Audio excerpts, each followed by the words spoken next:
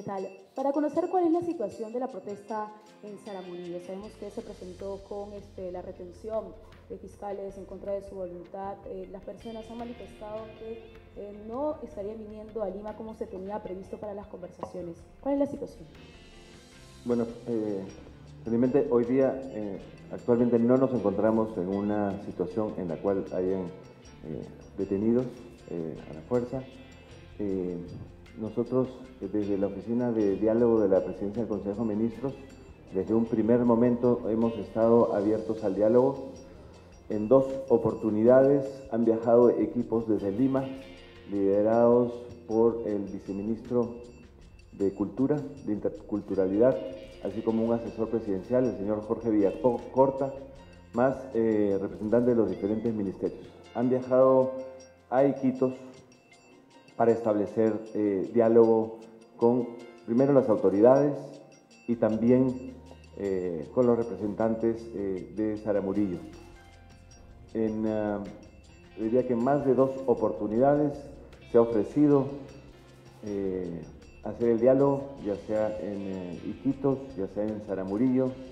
Sin embargo, para que se dé este diálogo necesitamos que se den las condiciones. Esas condiciones significa que no pueden haber medidas de fuerza que restrinjan este diálogo. Hemos ofrecido a través del viceministro y el asesor que podemos establecer un diálogo abierto, pero para eso necesitamos que se levanten las medidas de fuerza. Nosotros tenemos como prioridad el diálogo para la solución de los problemas, de los conflictos. Seguiremos en esa línea buscando en Saramurillo y en otras localidades que haya un diálogo, pero un entorno de paz. Segunda pregunta a cargo de Katia Gutiérrez de Canal N. Señor Luque, muy buenos días, Premier. Le quería hacer, buenos días, señora Ávila. Le quería hacer la consulta si es que ustedes tienen registrado un mapeo de cuántos conflictos sociales existen a nivel nacional, cuáles son los más graves y dónde se están registrando los más importantes. Recordemos que ha habido paralizaciones en Arequipa en los últimos días y a raíz de qué causas se está dando. Y la segunda pregunta para el Premier es por otro tema, pero rapidito por favor, y es cuál es su reflexión respecto al video que ya presentó el programa Cuarto Poder respecto a este policía que, si bien no es en esta gestión, ha disparado contra un ciudadano. Muchas gracias.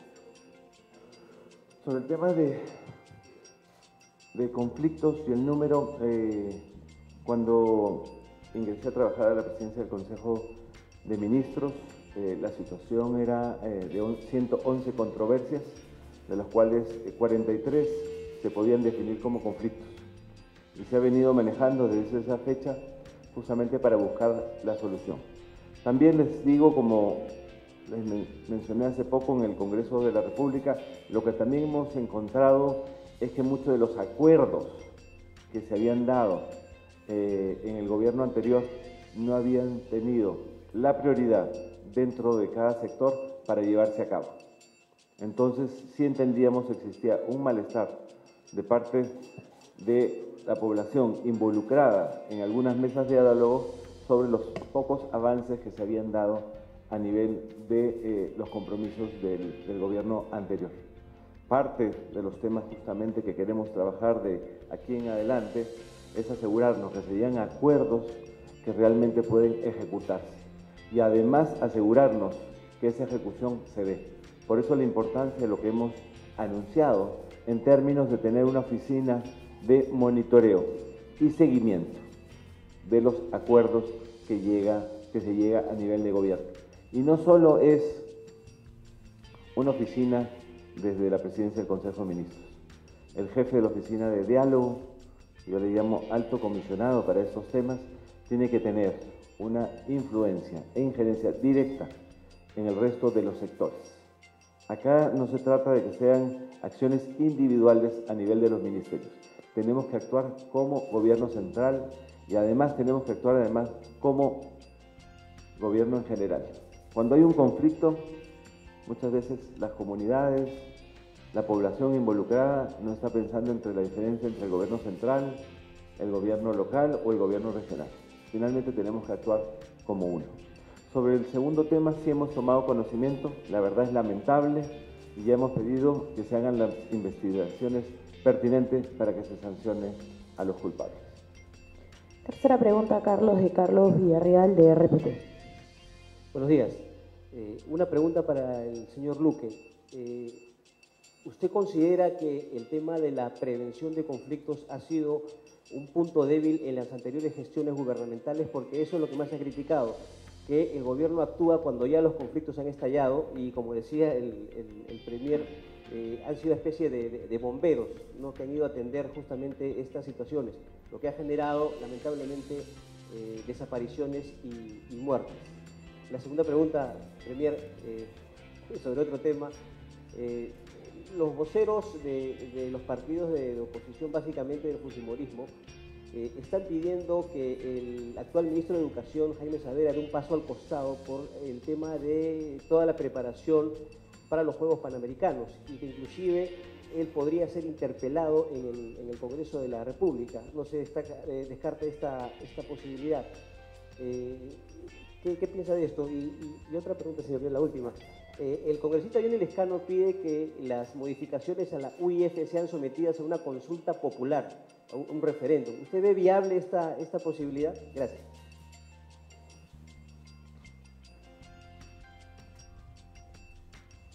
Mire, prevención es la palabra clave, ¿no? Y efectivamente los resultados demuestran de que no en todos los casos el Estado ha llegado a tiempo para conjurar situaciones de conflicto y eventualmente de violencia. Sin embargo, no es fácil prevenir en el Perú. Las posibilidades de acceder a información de calidad no son fáciles.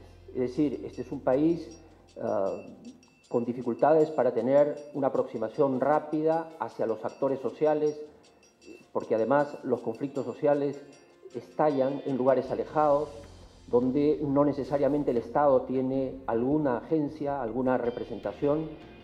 Por eso la importancia de tener un sistema integrado que nos permita aprovechar todas las capacidades estatales para proveernos de información. El Estado es la más grande red que existe en un país.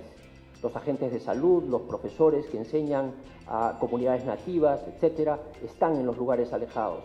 Yo no veo ninguna razón para que estas personas, estos funcionarios y servidores públicos puedan también avisar, proveer de información a este sistema para que podamos intervenir en el momento oportuno.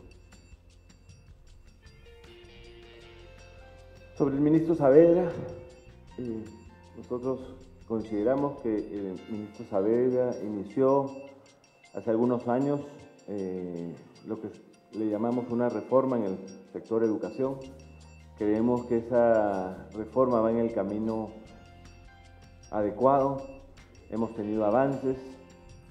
Esa reforma tiene que ver con, por ejemplo, mejorar lo que es la valorización del maestro, mejorar la currícula de educación, mejorar la infraestructura educativa. Y hemos visto avances y estamos en esa línea. El tema de los panamericanos, como lo hemos anunciado la semana anterior, hemos nombrado a un nuevo presidente del COPAL y además del proyecto especial. Creemos que con esa nueva dirección, además de las normas que se han sido aprobadas a través de la delegación de facultades, podremos avanzar. Es cierto que no estamos en el punto que quisiéramos, sin embargo tomamos esta situación como un reto en términos de que tenemos que avanzar más rápido, de forma transparente, en la ejecución de este importante proyecto para el país. Sobre el tema de la UIF, consideramos adecuadas las facultades que nos ha dado el Poder Legislativo. Va en el sentido de lo que habíamos propuesto desde el Poder Ejecutivo y esperamos en los próximos 60 días poder tener listas las normas que tienen que ver con el fortalecimiento de la UIF. No creemos que es adecuado un referéndum para este tema. El tema de derechos en general no es un tema de referéndum. Cuarta y última pregunta a cargo de Lourdes Yupangui, de Latina. Buenos días, ministro, señor Luque, señora Ávila. Sí, quería consultarle sobre, justamente hablaban del ministro Saavedra. A él también se le critica por la infiltración de los docentes sentenciados, algunos y otros investigados por terrorismo. Usted la semana pasada, ministro, señaló que iba a conversar con él para tener más información al respecto. Queremos saber a qué ha llegado esa conversación. Y de otro lado, ¿cuál es la estrategia, el plan en esta oficina de diálogo, justamente en las poblaciones mineras, donde se ha paralizado los trabajos a petición o exigencia de los ciudadanos? Sobre el primer tema, el mismo ministro Saavedra en su momento aclaró que no se permite que haya la docencia de parte de personas que hayan sido sentenciadas por terrorismo. Así que él personalmente está asegurándose de que se cumpla finalmente la ley. Entonces, el ministro Saavedra, como lo he dicho, está haciendo reformas importantes que son respaldadas desde esta presidencia del Consejo de Ministros. Sobre el tema extractivo, creo que el presidente Kuczynski ha sido muy claro desde su presentación el 28 de julio y sus declaraciones posteriores. Nosotros creemos que puede haber desarrollo en industria extractiva, pero para eso se necesitan tres componentes importantes. Uno, primero, que las empresas que desarrollen estos proyectos extractivos sean empresas que promuevan el diálogo, que tengan un respeto hacia las leyes y que busquen el desarrollo de la mano de las comunidades, con programas importantes de responsabilidad social y de otro tipo de programas. Dos, se necesita que el Estado también se haga presente. Muchas veces en estas comunidades donde se quiere desarrollar industrias extractivas, el Estado no está presente. Así que el Estado también, a través de programas de educación, de salud, tiene que estar presente. Y el tercer componente importante para que se pueda dar el desarrollo de industrias extractivas en armonía es diálogo y comunicación. Es importante, y así lo ha mencionado el presidente Kuczynski, que el Estado, a través del gobierno, esté presente comunicando los beneficios de una determinada actividad en una comunidad particular. Entonces, empresa responsable, una cercanía de parte del Estado y una buena comunicación son tres componentes importantes para que puedan desarrollarse estos proyectos.